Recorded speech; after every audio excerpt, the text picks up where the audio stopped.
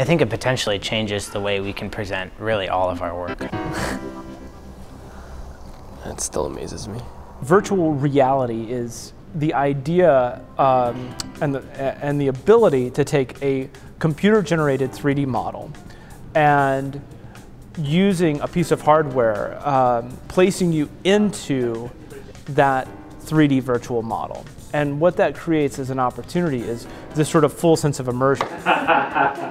This will be fun. As architects, designers, we use digital space often to model three-dimensionally our designs, buildings, it could be industrial design, whatever. Virtual reality allows us to kind of occupy that space and really experience what that really is. I'm excited to do it. It goes through a phase of kind of, oh, this is really weird. This is creepy. And oh, this is kind of, it takes a little bit to adjust yourself. Woo, now I'm getting car sick. But, you know, anywhere from 30 seconds into about, you know, a minute and a half, and people kind of just get it. Oh, wow. This is really cool. This is really cool.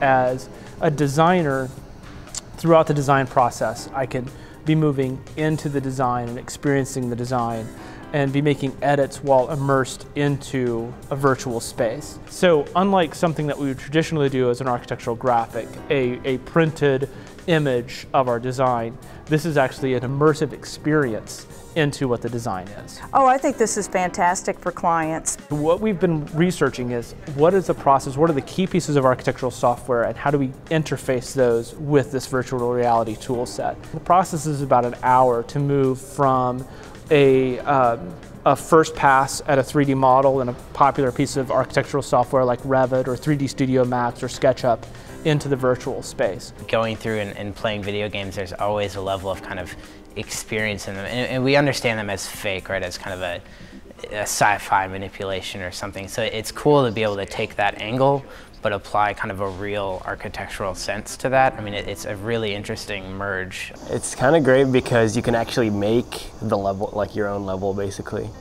Oculus VR, which was just purchased by Facebook for $2 billion, has the potential to open up all kinds of new design opportunities. You know, what are the virtual spaces that architects could be designing that become collaborative social spaces that might never even exist in the real world, but would exist in the virtual world? There is so much to learn from kind of digital animation as an art that we as architects don't really tap into very well, and this is beginning to kind of bridge that gap a little bit.